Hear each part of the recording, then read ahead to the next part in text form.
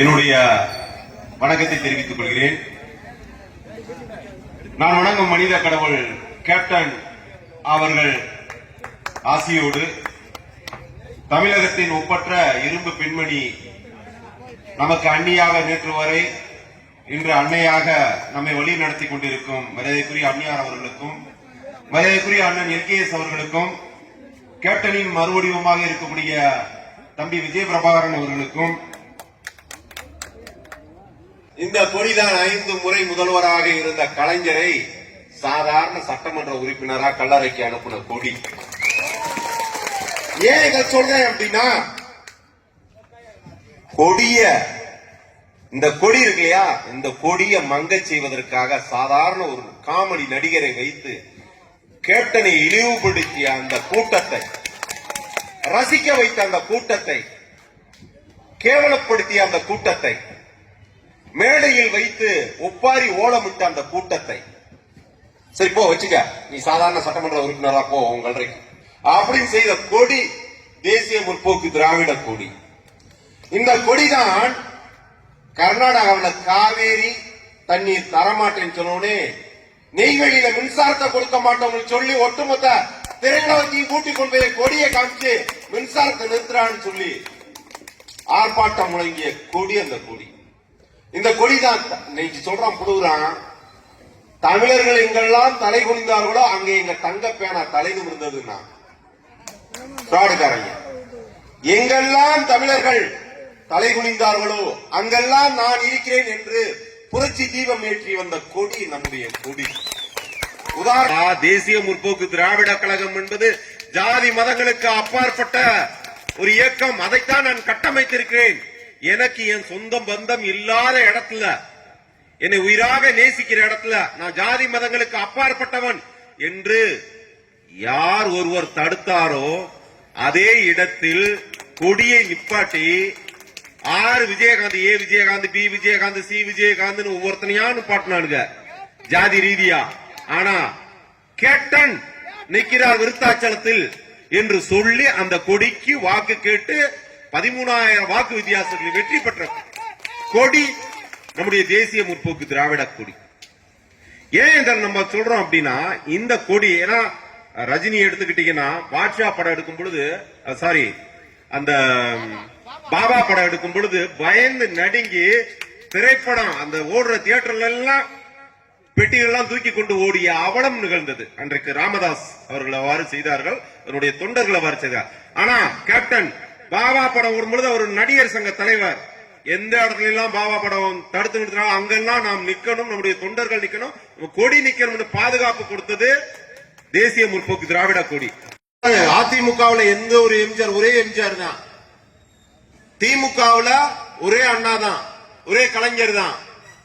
தேசிய முற்போக்கு திராவிட கழகத்தில் மட்டும்தான் லட்சக்கணக்கான கேப்டன்கள். ஏன்னா அந்த கொடி தந்த அடையாளம். அப்புறம் சொல்றாரு, நேற்று வந்த நடிகர்கள் தான் கட்சி ஆரம்பிச்சு முதலமைச்சர் கனவு காண ஆசைப்படுறாங்க அப்படின்னு சொல்றாங்க. யாரு முதலமைச்சர்? காவல்துறை நல்லா எடுத்துக்கங்க. மொப்பையா இருப்பா கலைஞரு, நடிகர் தானே. நீங்க யாருப்பா? நான் ஆணையிட்டால் கதிரவன் கேப்டனுடைய பெயர், அவருடைய பதாகையை ஏந்திக்கிட்டு பாட்டு கட்டுட்டு நடிச்சு வரலையா ஸ்டாலின் அவர்களே? உதயநிதி யாருப்பா? 4 படத்துல நடிச்சு வந்தவர் தானே. அப்பா அண்ணா தொடங்கின கட்சி, 50 தலைவர்கள் தொடங்கின கட்சி, அந்த 50 தலைவர்கள் தொடங்கிய கட்சி ஆட்டையை போட்டு உங்க மகனை துணை முதலமைச்சர் ஆகும் போது அந்த ஆசை வரும் பொழுது சொந்தமாக கட்சி தொடங்கி சொந்தமாக 25 ஆண்டு காலம் இந்த கொடியை அறிமுகப்படுத்தி பட்டி தொட்டியெல்லாம் மக்களுக்கு நல்லது செஞ்சு நலத்திட்டங்களை செய்து மக்களுக்கு காஷ்மீர் முதல், அதாவது கார்கில் பிரச்சனையிலிருந்து கன்னியாகுமரி வரை மீனவர் பிரச்சனை வரை குரல் கொடுத்த கேப்டன் முதலமைச்சர் ஆவது ஆசைப்படக்கூடாதா? அவருடைய பையன் ஆசைப்படுவது கூடாதா? அந்நியார் ஆசைப்படக்கூடாதா? உங்க மகன் எந்த ஒரு தகுதியுமே இல்லாத உங்க மகன் ஆசைப்படும் பொழுது கலைஞர் என்ன தேர்தலில் போட்டி போட்டா முதலமைச்சர் ஆனாரு. அண்ணா இறந்த பிறகு எம்ஜிஆருடைய ஆசியால முதலமைச்சராக வந்தவர் தான் கலைஞர். அவர் மக்களால் தேர்ந்தெடுக்கப்பட்டவரா, தேர்ந்தெடுக்கப்பட்டு முதலமைச்சரானாரா? கிடையாது. உங்க குடும்பம், உங்க வாரிசுகள் அத்தனை பேரும் முதலமைச்சருக்கு ஆசைப்படலாம், சுயமா ஒருத்தர் வரக்கூடாது. அதுக்கடுத்து சொல்றாங்க ஒவ்வொரு பேச்சையும். கனிமொழி அவர்கள் தமிழகத்திலேயே இளம் விதவைகள் அதிகமாக இருக்கக்கூடிய மாநிலம் தமிழகம். கனிமொழி இன்னைக்கு ஜனவரி 1ஆம் தேதியிலிருந்து இன்றைக்கு பிப்ரவரி மாசம் வந்துருச்சு இல்லையா, 16ஆம் தேதி வந்து 98 பாலியல் வழக்குகள். 98 பாலியல் வழக்குகள். ஏன் இந்த அம்மா இப்ப விளக்கு பிடிச்சுக்கிட்டு அமைதி ஊர்வலம் நடத்தக்கூடாதா? உங்க அண்ணன் இறக்கிட்டானே, எங்கம்மா போனீங்க? உங்க அப்பா மந்திரி குமாரியில வசனம் எழுதியிருப்பாரு. அந்த வசனத்துல ஒரு பாடல் வரி வரும். அது உதயநிதிக்கும் சேர்த்து சொல்றேன், கனிமொழிக்கும் சேர்த்து சொல்றேன், முதல்வர் ஸ்டாலின் அவர்களுக்கும் சேர்த்து சொல்றேன். அவரும் வந்தார் இவரும் வந்தார் ஆடினார், முடிவில் எவருக்குமே தெரியாமல் ஓடினார், கண்ணில் இருந்ததெல்லாம் மறைந்து கண்ணை மூடினார். செல்வம் எல்லாம் சேர்த்தாலும் செவரு வச்சு கட்டினாலும் செத்த பின்னே எங்க கொண்டு போவ? உனக்கு ஆரடி எனக்கு ஆரடி. ஒப்பா எழுதின வசனம் பட்டுக்கோட்டை கல்யாணம் சொல்றான், பாடலாக்கி இருப்பாங்க. இத உதயநிதிக்கும் சொல்றேன், கனிமொழிக்கும் சொல்றேன், ஸ்டாலினுக்கும் சொல்றேன். ஒப்பா மந்திரி குமாரில் எழுதின வசனம் தான். நாட நாசமாக்குவதற்கு நயவஞ்சக பேச்சு பேசி இன்னைக்கு அப்பான்னு வந்திருக்காங்க. இபிஎஸ் 3 மாசத்துக்கு முன்னாடி டெல்லியில அதிமுக அலுவலகம் தொடங்கினாங்க. எல்லாம் பார்த்திருப்பீங்க, பாத்தீங்களா? அதிமுக அலுவலகம் காணொலி காட்சியில தொடங்கினாங்க. அந்த மனிதர் பிஜேபியில எந்த ஒரு தலைவரையும் அழைக்கல. ஆனா இவருக்கு முந்தா நாள் திமுக தேர்தல், திமுக அலுவலகம் டெல்லியில திறக்கிறாங்க. இவர்கிட்ட அமித்ஷா கிட்ட போயிட்டு டிஆர் பல்ல காட்டிட்டு நிக்கிறாப்ல, எங்க கட்சி ஆபீஸ் திறக்கிறதுக்கு வந்துருங்கன்ட்டு. என்ன ஒரு இரட்டை பிள்ளைகளை பார்க்க மாட்டாங்க. இன்னைக்கு சோசியல் மீடியா இருக்குங்க. ஏன் உங்களுக்கு இந்த இரட்டை வேடம்? நாணயம், கலைஞர் நாணயம் வெளியேறதுக்கு யாருப்பா கூப்பிட்டீங்க? வெங்கையா நாயுடுவை கூப்பிடுறீங்க. அந்நியார் அழகா சொன்னாங்க, திமுக என்றெல்லாம் ஆட்சிக்கு வருகிறதோ அன்றெல்லாம் தமிழகத்தில் மதக்கலவரங்களை, ஜாதி கலவரங்களை உருவாக்கி குளிர் காய்வதில் திமுகவினர் கைதேர்ந்தவர்கள். யார் சொன்னா? நம்முடைய அன்னையார், நம்முடைய அந்நியார் சொன்னாங்க. அதுக்கு உதாரணம் தான் மதுரையில திருப்பரங்குன்றம். எல்லாம் பேசாம இருந்தாங்க. திருப்பரங்குன்றத்துல எல்லாம் பேசாம இருந்தாங்க. சென்சிட்டிவான விஷயம் இல்லையா? திருப்பரங்குன்றத்துல கருத்து சொன்னா ஒன்னு சங்கின்னு சொல்லிடுவாங்க, இவங்க என்ன தகவல் சொல்லுவாங்க. ஏன்னா தேசிய முற்போக்கு திராவிட அண்ணன் அருமையா சொன்னாங்க.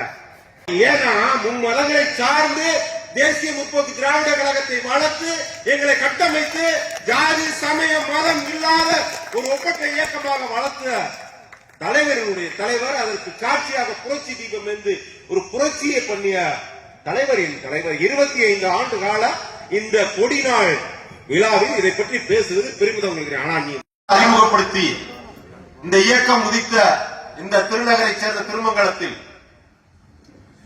எனக்கு பேச வாய்ப்பு கொடுத்து உங்களிடையே உரையாற்ற கொடியை பற்றி, நான் சுவாசிக்கும் கொடியை பற்றி, நான் மறைந்தாலும் அந்த கொடிதான் என்னை அலங்கரிக்க வேண்டும்.